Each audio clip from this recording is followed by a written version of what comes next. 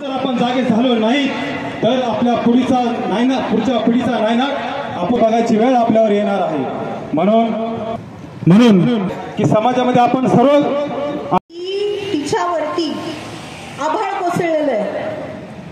आभाळ असं कोसळलेलं आहे की 2 महिन्यांपूर्वी तिचे पती हे दगावलेले आहेत, त्यांचा मृत्यू पाण्यात बुडून झालेला आहे आणि तिचे मुलं आहेत ते तिच्या सासू सासऱ्यांकडे आहेत।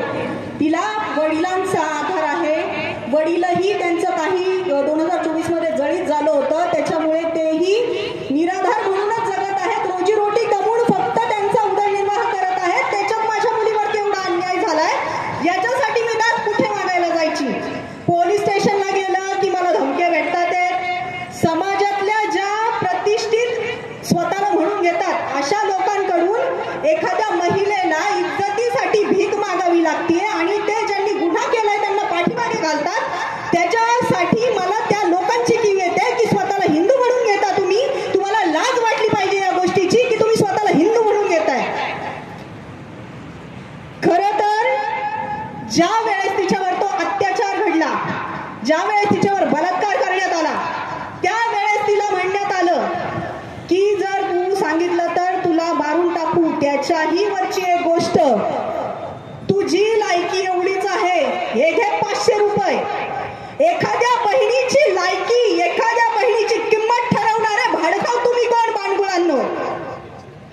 ज्या वेळेस तुम्ही एखाद्या महिलेची वरती बलात्कार झाला, सगळ्या काही गोष्टी झाल्या, आपण शांत होतो, आपल्याला माहित नव्हतं। योगेश भाऊंनी तपास केला, योगेश भाऊ किती 15 पुढींची नावं ऐकायला आली, त्यानंतर 16व्या पुढीचं नाव खरं कळालं। त्यानंतर योगेश भाऊ त्या ठिकाणी पोहोचले तर योग कुठला तरी नारायणगावचा म्हणतोय की तुला गोळ्या घालीन।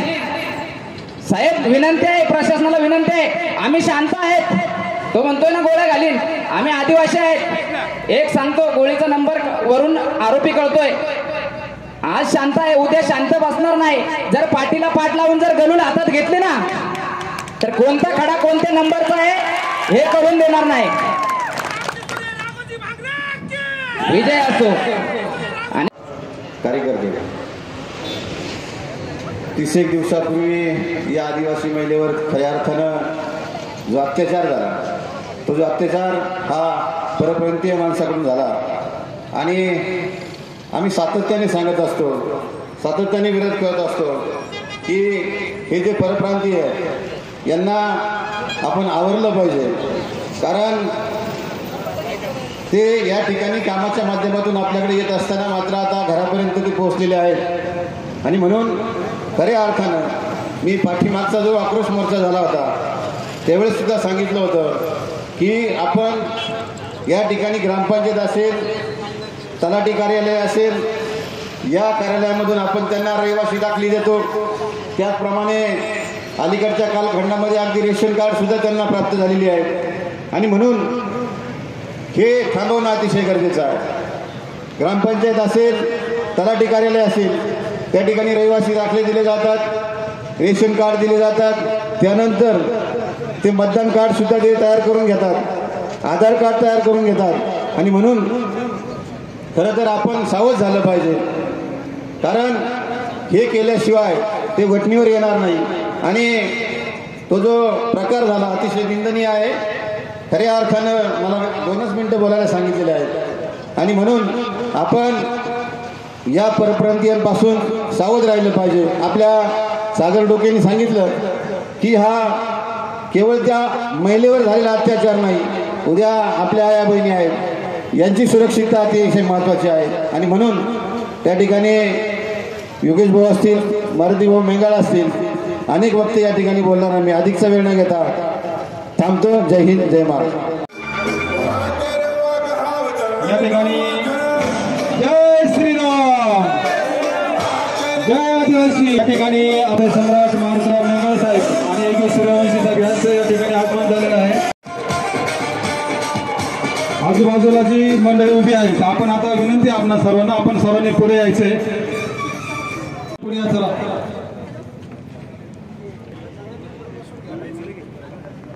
भैया जगताप हा आवाज त्यांच्यापर्यंत जाणार आहे। तुम्हाला भांड्यांची एवढी कळकळ असेल ना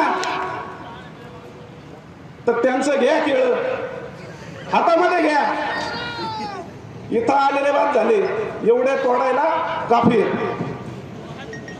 या ठिकाणी जेव्हा FIR झाली, आमची योग्याची भोर आहे, यांना धमकीचे फोन आले, तुम्हाला गोळ्या घालून बिमक्या द्यायच्या नाही बाबा. 50 लाखाचा ऑफर काय करतो गोरगरिबांना. आदिवासी समाज हा गरीब जरी असला तर तो लाचार नाही, तो कट्टर हिंदू आहे. त्याच्यामुळे आम्ही बघितला, अभ्यास केला, महिनाभर इथं काय घटना घडल्या. त्याच्यामुळे आता जे करायचं ते पुढे आम्ही करणारच आहोत. पुढील गोष्ट अशी का हा जो आदिवासी समाज आहे याचा उल्लेख हा रामायण आणि महाभारतामध्ये प्रामुख्याने येतो. गट्टू बसून देतील, लाईटी देतील, त्यांना म्हणा तुमचे केळं घ्या, विकायला जा. म्हणून मी काही अशा 2 गोष्टी आहेत का ह्या बिक्रीवाल्यांपासूनच सावध राहायचं. आता ती बिक्री बंद झाली. एक जण योगेश भोरला म्हणतो, अरे ते बाहेरचे लोक तुम्ही इथं वातावरण करतात का.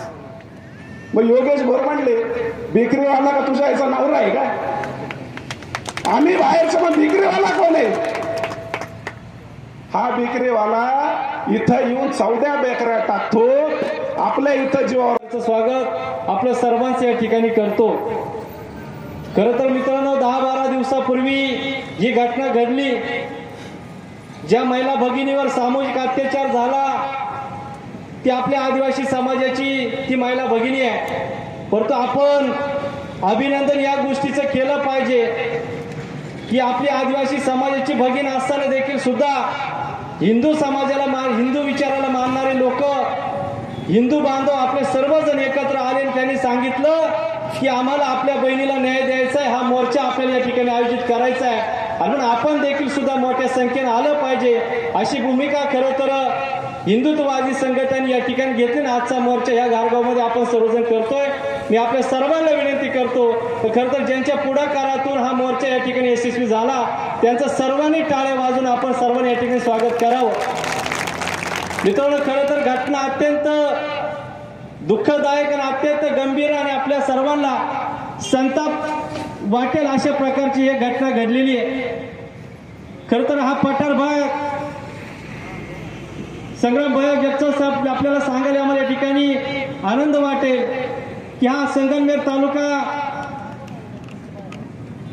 गारगाव हे संगमनेर विधानसभा मतदारसंघामध्ये येणार हे गाव आहे. परंतु आमच्या अकोले विधानसभा मतदारसंघाला जोडला गेलेला हा एक आमचा पठार भाग आहे.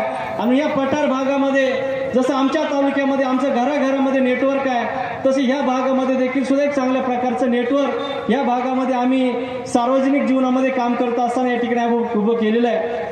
खरं तर खताळ साहेबांच्या मदतीनंच खरं तर ह्या भागामध्ये एक चांगल्या प्रकारचं काम आपण सर्वांनी या ठिकाणी उभं केलेलं आहे. आणि म्हणून या भागामध्ये गेली अनेक वर्षापासून खरं तर आपलं येणं जाणं, अनेक वर्षांपासून या भागातल्या वेगवेगळ्या प्रश्नांबरोबर सर्व कार्यकर्त्याला आमची विनंती आहे, गेली अनेक वर्षांपासून आपण या भागामध्ये एक चांगल्या प्रकारचं गुन्हे गोविंदाने आपण राजकीय सामाजिक क्षेत्रामध्ये आपण काम करतो.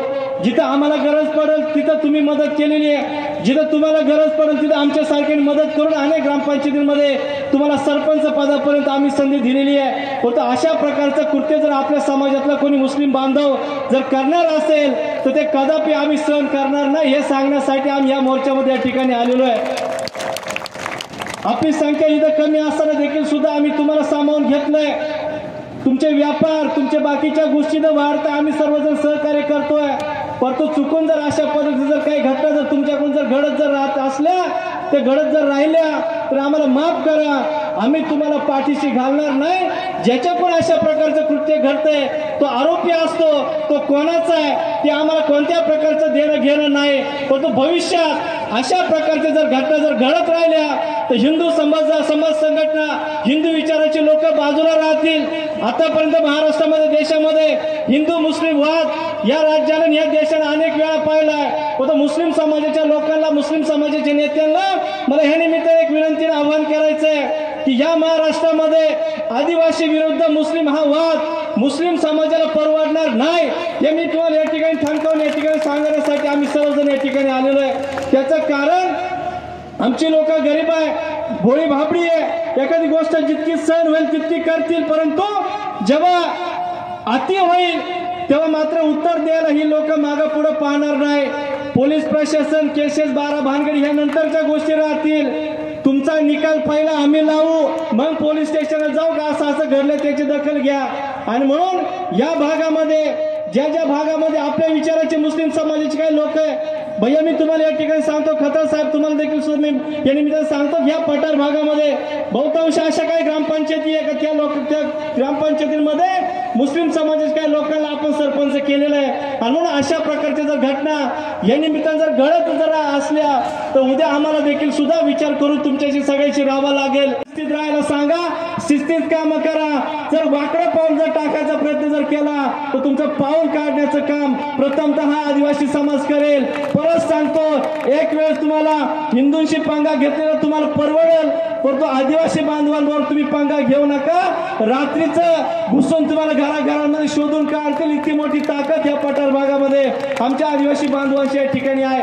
तुम्ही जिथं राहतात तुमच्या आजूबाजूला 100 घरं आदिवासी समाजाचे राहतात. त्याच्यामुळं या सगळ्या गोष्टी करताना विचारपूर्वक करा. या ज्या बहिणीवर जो अन्याय झालाय, तिच्यावर जो अत्याचार झालाय, त्याच्यातला एक आरोपी अटक झालेली आहे. एक आरोपी मात्र जो काही मुख्य या गुन्ह्यातला होता तो फरार आहे. आणि म्हणून पोलीस प्रशासनाला आमची एक विनंती आहे, तुम्ही तुमचं काम करा, त्याला शोधणं फार काय अवघड गोष्ट नाहीये. त्याच्या परिवारातले सगळे लोक बोलवा, त्याला समोर बसवा, कडक पोलीस खाक्यामध्ये त्याला विचारा, 2 तासामध्ये तो आरोपी सापडेल, आम्हाला तो आरोपी पाहिजे. जर तुम्ही तो आरोपी जर सापडणार नसेल, तो आरोपी जर तुम्ही जर या ठिकाणी पकडून धरून आणणार नसाल तर त्यांचे जे काही व्यवसाय त्याने उभे केलेत, मला वाटतं बोटीची त्याची ती बेकरी आजही मला वाटतं सुरू आहे, त्याचे अनेक व्यवसाय या ठिकाणी उभे राहिलेले, ते सगळे राजरोसपणाने चालू आहे. या हरामखोरानं आमच्या बहिणीच्या अंगावर हात टाकलेला आहे, आम्ही सहन करणार नाही. तुम्हाला जर तो सापडत नसेल तर आम्हाला सांगा, आम्ही 2 तासामध्ये आम्ही सगळे. वास्तव सांगितल्यानंतर मी सुद्धा सांगितलं होतं ताईंना, ताई तुम्ही काळजी करू नको, तू नुसती आदिवासी समाजाची आहे म्हणून तुला न्याय मिळणार नाही. हा जो तुझ्या मनामध्ये शंका आहे, संभ्रम आहे, हा तुझ्या मनातून पहिला काढ. तू आमची भगिनी आहे आणि आमच्या भगिनीवर जिथं अन्याय अत्याचार झालाय तिथं संग्राम भैया असेल, मी असेल, हिंदुत्ववादी संघटनेचे कार्यकर्ते असतील, प्रत्येक गावामध्ये, जिल्ह्यामध्ये, महाराष्ट्रामध्ये जाण्याचा आम्ही प्रयत्न करतोय. आम्हाला या ठिकाणी आल्यानंतर ही संख्या महत्वाची नाहीये, किती लोक आले किती नाही आले हे महत्वाचं नाहीये. आम्ही जो काही थोडा झोपलेला आपला समाज आहे, हिंदू समाज आहे, हा जो सहन करतोय, हा भीती दहशतीत आहे, याला कुठंतरी जागृत करण्याचं काम आम्ही या माध्यमातून करतो. आणि माझी पोलीस प्रशासनाला सूचना राहील, 2 आरोपींमधला एक आरोपी सापडला जातो आणि दुसरा जिहादी तुम्हाला सापडत नाही, कुठंतरी याच्यामध्ये शंकेला वाव राहतोय. पोलिसांनी जर ठरवलं तर काय करू शकता हे महाराष्ट्राला माहिती आहे. परंतु पोलीस खात्यामध्ये सुद्धा जर काही अधिकाऱ्यांना, कर्मचाऱ्यांना वाटत असेल आणि काही कोणाचा राजकीय दबाव असेल, थोरात साहेब तुमच्यावरती किंवा तुमच्या वरिष्ठ अधिकाऱ्यांचा बी दबाव असेल तर तसं आम्हाला सांगा. आम्ही ह्या जनतेच्या अडचणी, सुखदुःखासाठी आम्ही लोकप्रतिनिधी झालोय.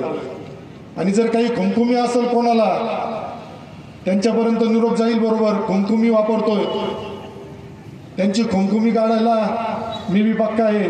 आणि हे सरकारमध्ये जे देवाभाऊ बसलाय, हा देवाभाऊ बी पक्का आहे. त्यामुळं आमच्या त्या भगिनीला पुन्हा तिच्या कुटुंबाच्या ताब्यात दिलं. आज लव्ह जिहाद असेल, लँड जिहाद असेल, हे प्रमाण या तालुक्यात वाढलेलं होतं. निश्चित आता त्यामध्ये कमी झालंय, परंतु अशा गोष्टीमुळं माता भगिनींना असुरक्षित वाटतंय. ही कुठंतरी आमची सुद्धा जबाबदारी आहे. जे अधिकृत आहे त्याला आम्ही विरोध करत नाही, पण अनधिकृत संगमनेर तालुक्यामध्ये अजिबात खपून घेणार नाही. प्रत्येक मुसलमान हा आमचा विरोधी नाहीये, पण जो हिंदुस्थानी मुसलमान आहे त्याच्याबरोबर सुद्धा आम्ही राहू.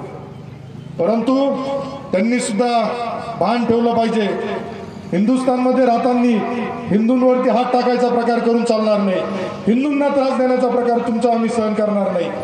तुम्ही ज्या पद्धतीने आमच्या या भगिनीला आमच्या हिंदू धर्मामध्ये महिलेला मातेचा दर्जा दिला जातो, आम्ही तिची सरस्वती म्हणून पूजा करतो. आज नवरात्रासारखा मोठा उत्सव संगमनेरमध्ये महाराष्ट्रामध्ये कुठंतरी वाईट वाटतं. हे प्रत्येक खाण्याच्या लग्नाच्या कार्यक्रमामध्ये थुंकून आपल्या समाजाला कशा प्रकारे वाटता येईल त्याचा प्रयत्न करतात. अरे तुम्ही तुमच्या धर्माचा अभिमान बाळगा, आम्हाला हरकत नाही, आम्ही हरकत घेत नाही. तुमच्या समाजातील काही लोक चांगले काम करताय त्यांचं सुद्धा आम्ही अभिनंदन करत असतो, नेहमी त्यांना सुद्धा चांगल्या विकासाच्या कामामध्ये साथ देत असतो. परंतु जर तुम्ही अन्याय करणार असेल, अत्याचार करणार असेल तर आता आम्ही सुद्धा हे सहन करणार नाही. या भागामध्ये मला जी माहिती मिळाली, काही बांगलादेशातून सुद्धा लोक स्थानिक झालेत, यांचा सुद्धा शोध तुम्ही 15 दिवसामध्ये घेऊन 15 दिवसामध्ये जर आपल्याकडून कारवाई झाली नाही तर मला पोलीस स्टेशनवर येऊन बसावं लागेल आणि मग आपल्या बाबत सुद्धा मला विचार करावा लागेल. कारण तालुका शांत ठेवायचा, मतदारसंघ शांत ठेवायचा, सगळे लोक गुन्हेगोविंदांनी वागत असताना आरोपी हा कुठल्या जातीचा धर्माचा न पाहता त्याच्यावरती कारवाई झाली पाहिजे. आणि या जिहादी लोकांना जे हिरवे साप जरा वळवळ करायला लागले, मागे काही दिवस शांत बसले होते, पण जर त्यांची वळवळ असेल तर त्यांना ठेचायचं सुद्धा आम्हाला चांगल्या पद्धतीने कळतं. आणि या पुढील कालावधीमध्ये निश्चित आपल्याला या निमित्ताने सांगू इच्छितो, कुठल्याही भगिनीवरती असेल, कुठल्याही जमिनीच्या बाबतीत प्रकरण असेल, अशी कुठलीही घटना आपल्या भागामध्ये होणार नाही याची सुद्धा पोलीस प्रशासनाने काळजी घेतली पाहिजे. आहे काही जण मला आल्यावर सांगितलं का या मोर्चाला जाऊ नका म्हणून निरोप दिले गेले. निवडणुका येता निवडणुका जाता, धर्माचा अभिमान घेऊन पुढे चालावं लागेल. मधल्या कालावधीमध्ये बघितलं असेल तुम्ही, काहींना औरंगजेबावर बोलल्यानंतर त्याचा पुळका येतो, भोंगे, त्या भोंग्यांवर सुद्धा कारवाई करावं लागेल आपल्याला. नाहीतर तुम्हाला आठवत नसेल तर मी सांगतो, राज्याचे मुख्यमंत्री फडणवीस साहेबांनी सांगितलं होतं, ज्या भागामध्ये अनधिकृत भोंगे चालत असतील आणि भोंग्यांच्या आवाजाच्या मर्यादा नसेल तर त्या भागातील पोलीस अधिकारी त्याला जबाबदार धरून त्याच्यावरती कारवाई करण्यात येईल. परंतु ही गोष्ट अजून सरकारपर्यंत वरिष्ठ पातळीवर पोहोचल नसेल तर मला पोहोचवायची ती जबाबदारी घ्यायला थोरात साहेब तुम्ही लावू नका, असं मला या निमित्ताने सांगायचं आहे. आणि या भागामध्ये जे दुकानं आहेत, आस्थापना आहेत, याचे सुद्धा आपल्या हिंदूच्या बांधवांना सांगाल का ज्या दुकानावरती नावं हिंदूचे आणि आतमध्ये मुसलमान लोक धंदे करताय तर त्यांच्या बाबत सुद्धा मग विचार करावा लागेल. भोंग्याची कारवाई करा, मशिदी अनधिकृत मशिदी ज्या आहेत त्याची कारवाई करा, जे मदरसे चालताय त्याच्या तपासणी करा, बांगलादेशातून किती लोक आले ते तपासा, ज्या 22 बेकऱ्या चालू आहेत त्या बेकऱ्या नियमित आहे का, या अन्न सुरक्षेचे पालन करताय का, सगळ्या गोष्टींचं त्यामध्ये तुम्ही लक्ष द्या. बाहेरून जे लोक आलेत त्यांचे ओळखपत्र तपासा, तिथं आले तुम्ही काम करायला आले, रोजीरोटीसाठी आले, रोजीरोटी कमवा, आनंदाने राहा. परंतु आमच्या माता भगिनीला, आमच्या हिंदुत्वादी लोकांना जर त्रास देणार असेल तर ते आम्ही सांभाळणार नाही. या भागामध्ये रात्रीचा खेळ जरा जास्त चालू झाला, एवढ्यात 2-3 महिन्यापासून रात्रीचा खेळ वाढलाय, कोणाचा वाळूचा वाढलाय, कोणाचा गांजाचा वाढलाय, त्याच्यावरती सुद्धा कारवाई करा. हे जे कोण आरोपी असतील. आणि बेकरी सुरू करत असताना आपल्याला पहिल्यांदा वाटलं असेल की चांगल्या गावामध्ये काहीतरी नवीन सुरू होतंय. जरा काही लोकांना वाटतं की आता बेकरीचे पदार्थ खाल्ले पाहिजेत. हळूहळू तिथं लहान मुलं जातात, पुरुष मंडळी जातात आणि मग कुठंतरी कोणी नसलं उपलब्ध तर महिला भगिनी सुद्धा तिथं काहीतरी बेकरीचे आयटम आणण्याकरता पुढाकार घेतात, जाऊन येतात.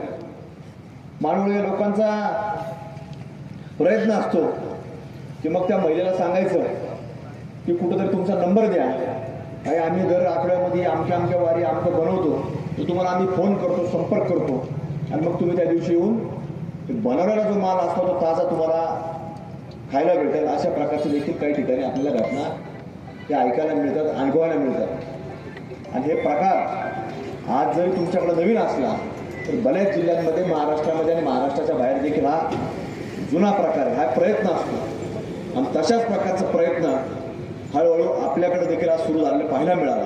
पण आज या महिलेची एक बाब समोर आली, तिला जरा कुठेतरी आज भयभीत झाली. पण आज केसेस तुम्हाला सांगतो, पीडित महिला या फक्त हिंदूच तुम्हाला आढळणार आहे. आणि 100 केसेस मधले आरोपी जर तुम्ही पाहिले तर 100 मधले 100 आरोपी हे तुम्हाला जिहादीच आढळणार आहे. दुसरा कुणीच माणूस तुम्हाला आढळू शकत नाही. आज समाजामधल्या हिंदू संघटनेसमोर देखील आज निर्माण झाली की किती जागरूकता आणायची, किती विचार कालपर्यंत पोहोचवायचा की अशा लोकांशी संबंध ठेवू नका, अशा लोकांशी कुठेतरी आपण लांब राहिलं पाहिजे. आता त्याच्यामध्ये एक आरोपी आपण पाहिलं की एक बाहेर राज्यातला, पण तो आपल्यातला. आता तो आपल्यातला फक्त शरीराने राहिलेला आहे. त्याची जरी शारीरिक तो जिहादी नसला तरी आज मानसिक खतना त्याची झाल्यामुळं त्याने आज हे कृत्य करण्याचं धाडस त्या दुसऱ्या आपल्यातल्या आरोपीने आज केलेलं आहे. पण तो शारीरिक नाही आहे, पण मानसिक त्याची खतना निश्चित रूपाने झालेली आहे, म्हणून तो तिथपर्यंत जाऊन पोहोचला. कारण आपल्यातल्या आपण व्यासपीठावरच्या लोकांनी सगळ्यांनीच सांगितलं की आपल्यातली लोक त्यांना मदत करतात. आपल्यातली म्हणजे कोण असतात? हे मानसिक खतना झालेले लोक असतात. जसं आपण म्हणतो ना एखादा मनोरुग्ण आहे, तसे मानसिक खतना झालेले लोक असतात. लाभाचे पद देखील तुम्हाला दिले, सडळ हाताने दिले, पण त्याच्या मागून जसं छत्रपती शिवाजी महाराजांना देखील अफजल खानाने भेटी करता बोलले. त्यांनी भेटायला बोलल्यानंतर सांगितलं की आपल्याला कुठेतरी आता चर्चा करायची, सुलह करायची.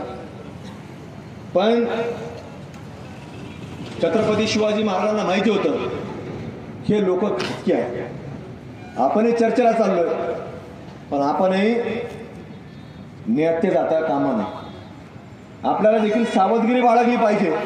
आणि मग ज्या वेळेला छत्रपती शिवाजी महाराज अफजल खानाला भेटायला गेले आणि जसा छत्रपती शिवाजी महाराजांवरती वार करण्याचा प्रयत्न अफजल खानाने केला, त्या क्षणाचाही विलंब न करता छत्रपती शिवाजी महाराजांनी अफजल खान फाडून टाकला, त्याचे देडाळे बाहेर काढले. आणि ते उदाहरण तुम्हाला सांगतो, मेंढा साहेबांना आपल्याला करावं लागलं. आपण सगळं हाताने केलं, पण यांचे मनसुबे त्याच्या मागचे चांगले नाही. आज त्या सत्तेच्या गादीवरती विराजमान झाल्याबरोबर गावागावामध्ये तुम्हाला सांगतो की असे कुठेतरी अनधिकृत थडगे असतील, अनधिकृत मस्जिदी असतील, अनधिकृत मदरसे असतील, हे सगळं उभारायचं काम यांचं सातत्याने चालू आहे. आणि म्हणून आता त्याला अनुसरून काताळ साहेबांनी सांगितलेलं की प्रशासनाला सांगितलं की जे अनधिकृत असेल त्याला 15 दिवसाचा अल्टिमेटम आता काताळ साहेबांनी देखील दिलेला आहे. त्यामुळे प्रशासनाने याच्यावरती बारकाईने विचार करण्याची आवश्यकता आहे. आणि जरी 15 दिवसामध्ये काढली नाही तर त्याचा पाठपुरावा करण्याची जबाबदारी आपल्या सर्व इथालच्या सर्व बांधवांची आहे. त्याचा पाठपुरावा आपण केला पाहिजे. पोलिसांना जरी तुम्हाला डायरेक्ट सांगायचं नसेल तर आमच्यासारखे काही कार्यकर्ते आपल्यापर्यंत असतात, त्यांना आपण सांगितलं पाहिजे. आज मारुतीराव मेंढरांनी सांगितलं की आज त्यांचं नाव आता आपण जर पाहिलं तर मारुती म्हणजे काय? हनुमान. आणि हनुमान काय असतो? संकट मोचन. त्यामुळे तुमच्याकडे एवढं मोठं संकट मोचन असताना तुम्ही कोणालाही घाबरायची काय आवश्यकता तर झालेली नाही. आणि त्यांनी जाहीर भूमिका घेतलेली. त्यांनी काय कुठेतरी मागून येऊन सांगितलं नाही की आमचं पाठिंबा आहे, तुम्हाला मी स्टेज टाकून देतो, तुम्हाला माईक लावून देतो, तुम्हाला बोर्ड लावून देतो, पण मला काहीतरी आता यायचं नाही, मला मताचं राजकारण. त्यांनी जी भूमिका घेतली ती जाहीर घेतली. आणि म्हणून जाहीर भूमिका घेणारे लोक हे समाजामध्ये कुठेतरी आज महत्वाचे लोक असतात. आणि म्हणून असं संकटमोचन आज आपल्या समोर असताना तशी ही जी आहे ते कुठलाही व्यक्ती वाघ नाही. हे वेगवेगळ्या जातीतले सापांचे प्रकार आहेत. आणि जास्ती करून जर आपण पाहिलं तर हे साप हिरव्या जातीचे जास्त आहेत. आणि ह्या लोकांना त्याचं काय घेणं नाही, कुठल्याही जातीचा हे बघत असतात. साप आला गेला, घरातून बाहेर येतो जातो, हे सगळं बघत असतात. पण हे लोक ठेचतात कोणत्या सापाला? जो यांच्यावरती फणा काढन त्याला ठेचून काढण्याचं काम हा आदिवासी समाज करत असतो. आणि आज ती वेळ आलेली आहे की आता हा हे साप हे फणा काढायला लागले, घरापर्यंत यायला लागलेले. म्हणून आपल्या सर्वांना जागृत राहण्याची आवश्यकता आहे. आज आपण पाहतो की आता निवडणुकीचं पर्व त्यात हळूहळू सुरू होईल.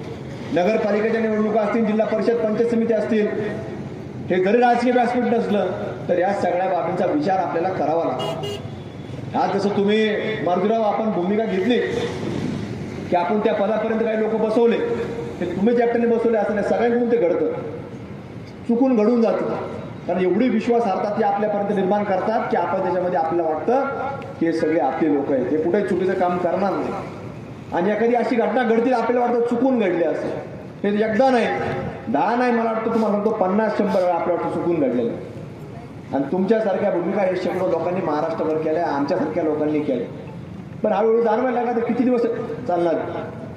आपल्याला याच्यावर जर आवाज उठवला नाही, आपण सातत्याने याच्यावरती पांघरून घालत बसलो तर हे पाप आपल्याला सुद्धा लागल्याशिवाय राहणार नाही. आणि म्हणून पापाचं जर आपल्याला प्रायश्चित करायचं असेल तर ही भूमिका, हा आवाज आपल्या प्रत्येकाला उठवावा लागणार आहे आणि समाजाला जागरूकता निर्माण करावं लागणार आहे. म्हणून आजचा कार्यक्रम देखील त्याचाच भाग आहे. संख्या किती मधलं जे वडिलाचं नाव असतं, बापाचं नाव म्हणतो आपण ज्याला, ते सुद्धा सारखं लावून टाकतात. कारण त्यांच्यामध्ये आपण पाहतो की लग्न करत असताना आता आपण कधी म्हणतो की आपल्या कधी बहीण लागते, पण यांच्यात तसं नाही.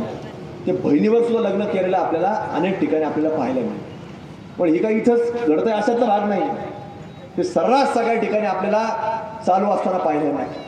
म्हणून आज आपल्या समाजामध्ये छोट्या मोठ्या ठिकाणी देखील, छोटा मोठा जरी समाज असला तरी आपल्याला प्रत्येकाला पुढे जागरूकता आणायची आणि जागरूकतेच्या माध्यमातून समाज हा एक जागृत करून की कुठल्याही ठिकाणी, कुठल्याही भागामध्ये, कुठल्याही गावामध्ये ह्या लोकांपासून 4 हात लांब आपण राहिलं पाहिजे. कुणी संकट आलं त्यांना काहीतरी ते माहितीवर असतात. आपल्या घरात कुटुंबात कुणी आजार असलं तर ते आपल्यापर्यंत कशी मदत पोहोचल याचा प्रयत्नशील असतात. मग आपल्याला वाटतं की हे लोक चांगले, यांनी आम्हाला अशी दवाखान्याला मदत केली. पण त्यांना कसं माहीत झालं की तुमची अशी अडचण आहे, कारण ते तुमच्यावरती लक्ष ठेवून असतात. पण तुमच्याला जर कुठली अडचण असेल तर आपल्यातले बरेच माणसं आहेत अशी सगळं हाताने मदत करणार, त्यांच्यापर्यंत आपण ती भावना पोहोचवली पाहिजे. प्रत्येक गोष्टीचा एक बारकाईने आपण विचार केला गेला पाहिजे. आणि या माध्यमातून आज तसं पाहायला गेलं तर पोलीस प्रशासनाकरता फार मोठं आव्हान आहे की अद्यापपर्यंत तुम्हाला आरोपी सापडला नाही. हे आज पोलिसांचं तसं पाहायला गेलं तर हे फार मोठं अपयश ज्याला म्हणावं लागेल. तसं तुम्हाला सांगतो, आता पुढच्या काही तासांमध्ये हा तुम्ही आरोपी अटक झाला नाही तर आम्हाला फक्त सभा घेऊन मोर्चा काढून नाही तर याच्यामध्ये तीव्र स्वरूपाचं आंदोलन देखील या ठिकाणी उभा करावं लागणार, हे पोलिसांनी देखील आज लक्षामध्ये घेतलं पाहिजे. आणि त्याची तीव्रता ही काही शब्दामध्ये आम्ही सांगू शकणार नाही. मग तुम्ही ते सगळं गांभीर्याने घ्या, तो आरोपी शोधा. सांगतात हे लोक, माहितीगार लोक सांगतात की 14 नंबरचं दुकान, त्याचं पुढं बेकरीचं दुकान जुन्नरच्या परिसरामध्ये आहे, नारायणगावच्या परिसरामध्ये. तर नारायणगावच्या परिसरामध्ये जर असेल हा रस्ता, मला वाटतं तिथपर्यंत जातोच ना, सरळ पुढंच वळावं लागत नाही. तुमच्याकडे पोलीस यंत्रणा नसली, शस्त्रसाठा नसला तर आमच्या आदिवासी बांधवांकडे जसं सूर्यवंशी साहेबांनी सांगितलं सगळं शस्त्रसाठा सुद्धा त्यांच्याकडे आहे. हे सगळं तुम्हाला पुरवतील आणि तिथं कुठल्या ठिकाणी जाऊन बसलाय याची माहिती देखील तुम्हाला हे सगळी मंडळी देतील. फक्त त्याला पुढील 48 तासाच्या आत तुम्ही जेरबंद करण्याचं काम करा, नाहीतर आम्हाला देखील ठरवावं लागेल या आंदोलन कुठल्या दिशेने न्यायचं आणि राज्याच्या कुठल्या ठिकाणी मांडायचं आणि त्याच्या बाबतीमध्ये आवाज कुठं उठवायचा, हे पोलिसांनी आता लक्षामध्ये घेण्याची आवश्यकता आहे. म्हणून आजच्या या मोर्चाचं सगळ्यांनी गांभीर्य लक्षात घ्या. त्या फक्त कुठेतरी काहीतरी भाषणापुरता नाही तर आपल्यामध्ये जागरूकता आणली पाहिजे. जी राजकीय लोक आहेत ती येतील जातील, काही ना काही आपल्याला भाषण करत राहतील. काही लोकांनी आपल्याला प्रयत्न केले की इथं जाऊ नका, तो राजकीय विषय. आता माणसं कुठलाही विषय असता तर राजकारणापर्यंत जातच असतो. कुठला विषय असा राजकारणापर्यंत जात नाही असं नाही. क्रिकेटचा सामना झाला तर तो राजकारणापर्यंत जातो, एखादा चित्रपट जरी काय आला तरी तो राजकारणापर्यंत जातो. आणि आज कुठला एखादा चांगला विषय जरी असाल, एखाद्याला न्याय द्यायची भूमिका जरी असेल तर त्याला काही मंडळी हे राजकारणाचा आवाज देण्याचं काम करत असतात.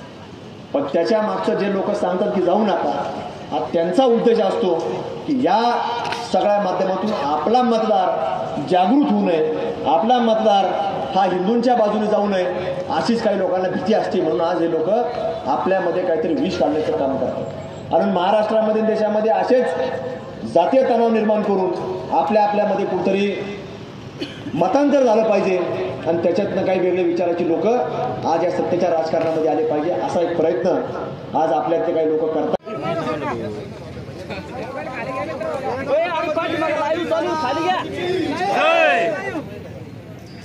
दादा